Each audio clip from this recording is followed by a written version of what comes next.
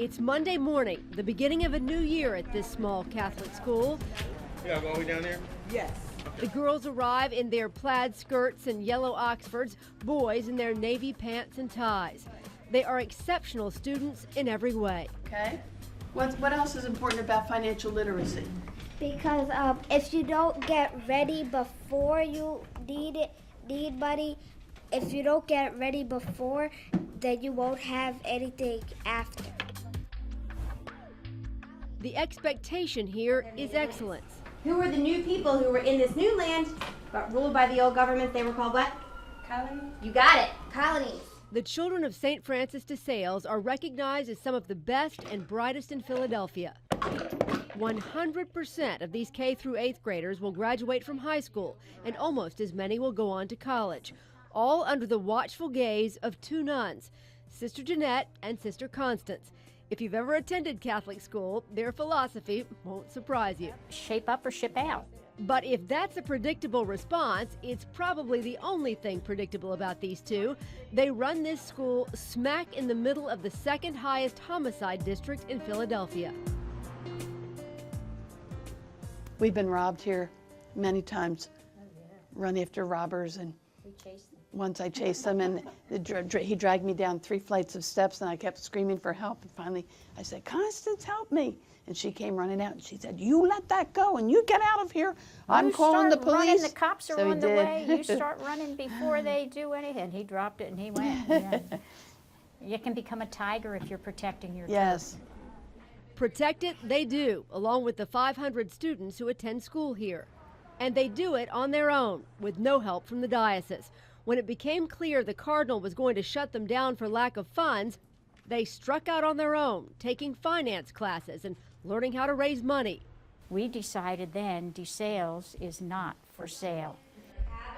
They had dreams for the children here. They knew someone needed to.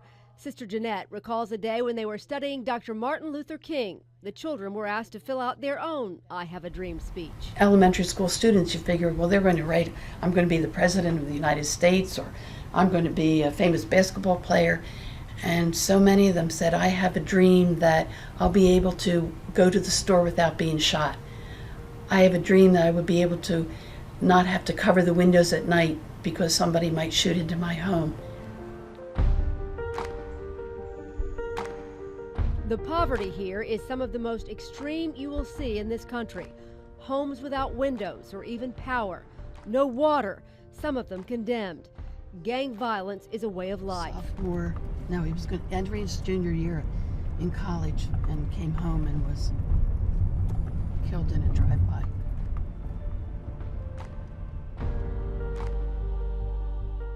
Sister Jeanette drove us around the neighborhoods where her students live and where many have died. In the 48-hour period surrounding our visit, there were 10 homicides in this West Philly neighborhood. Sister has seen her share. So for me to see someone murdered right in front of my eyes, it just was something I could never explain, the feeling. And yet so many of the kids have experienced things like that, and their parents have been murdered, and their siblings. The stories are plentiful and they are heartbreaking. 1 week after graduation from 8th grade, somebody broke in there, but she was 14 years old and she was raped in front of her grandmother. Yet for every story of tragedy, thanks to these nuns, there is one where the human spirit takes flight. His dad's on death row. And when he was in 8th grade, he said to me, "I'm going to make my dad proud of me." And I said, "That's good." And he said, and so when he finished 8th grade, he got the highest general average. And last June, he just graduated from Villanova. He was there on a full scholarship. And so that's what we want to see, breaking that cycle of poverty and lack of education, and give them a new way. That new way, simple but powerful, begins with pictures on a wall. Children nominate each other as peacemakers, their pictures placed here for all to see. They can't fight with words because it could get them killed in their neighborhood. So we try to really work on nonviolence all the time. In fact, it was one of those senseless acts of violence that brought about the idea of this special wall. and all it's come to mean for students here. And he was murdered sitting outside of his home. It was a day in 1992, and the sisters had been asked to speak at yet another funeral for a former student. It's just horrible. They'd seen enough. And we're reacting. We have to become proactive. And then we had the greatest challenge of all is my grandniece was one of the ones murdered. She had gone here to school. She had gone here to school, and at age 25 she was murdered. And we had to go through all of the trial and all of that and still say we're still for peace, like not looking for vengeance. Yes. And so sometimes you have to put your money That where was your the mouth is. Yes. And so the Peace Wall was born, and with it, a now nationally recognized program that promotes and rewards nonviolence. For example, it was in place before Columbine. And so when Columbine happened, many people, because we had been recognized for it, many people wrote and called from all across the country. And they said, give us your book, give us your curriculum. We said, we don't have a curriculum. It's a way of life. A way of life that promotes respect for self and each other. And the sisters are fond of saying, it's not for angels. A boy who came to school and he was badly beaten. And I said, what happened? He said, somebody tried to steal my bike. As it turns out, he'd been beaten because that was the penalty for leaving a gang. And you're beaten up double the time to get out of the gang. That's what had happened to him.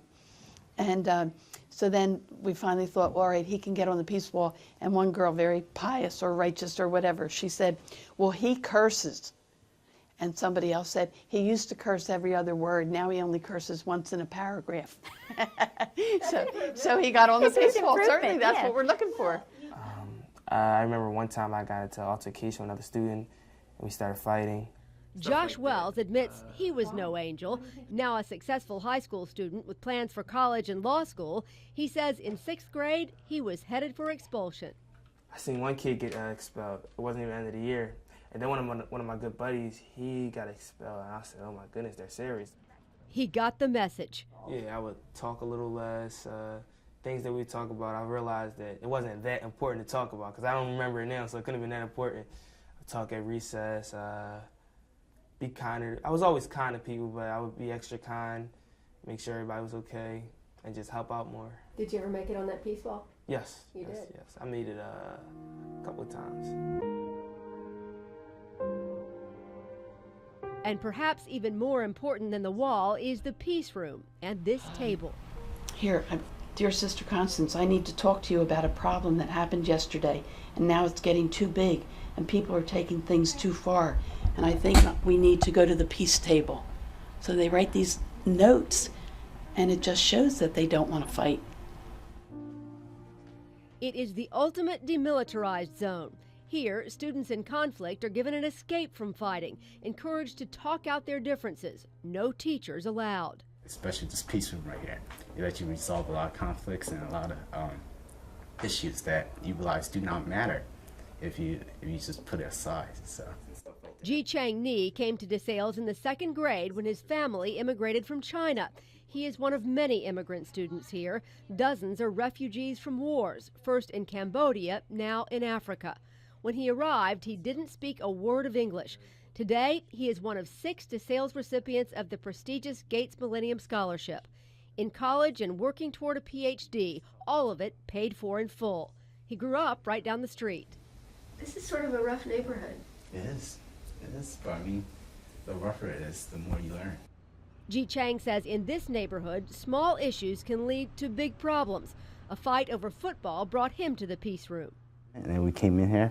We spent about 25 minutes here, taking turns talking about why we got in an argument. And in the end, we realized that there's really nothing to argue about. It's just a game of football. That really does not matter. We're not NFL stars. We're not NFL players or any kind. So we put that aside and we're classmates again. Mm-hmm. How many things that escalate into violence do you think start over the silliest things like that? A lot, because the thing is that we are kids, and kids usually they have that pride. Like when somebody do something that goes against their pride, they think the anger tends to come out. And in too many cases, that anger becomes gunfire. I was sitting in my bedroom, which is on the 2nd floor, in the back, and I heard this boom, boom, boom. Both of Vanessa Holloway's sons were shot in a drive-by outside her home. What happened that caused that shooting to take place? You never know. You never know. He said he got into an argument with this guy the night before. Okay. And evidently the guy just came back and retaliated. Holloway, who now works at DeSales, says she wishes the whole city had a peace room. Try to make their children resolve issues instead of trying to just brush it under the table. Because a lot of times, as you can see, brush it under the table don't work. Even when we're grown, as the incident with my sons. And that's the goal, to get to them early and often. Teach them a new way. Miss Dennison said we had to go back in the peace room. Then we started shaking hands and became friends. So that at the end of the day, when they leave here, they have the skills to stay safe. Or as the sisters say, the tools to dream dreams. And then we work to make those dreams come true. But this is what we believe. You've got to have a dream. If you don't have a dream, how you gonna make a dream come true?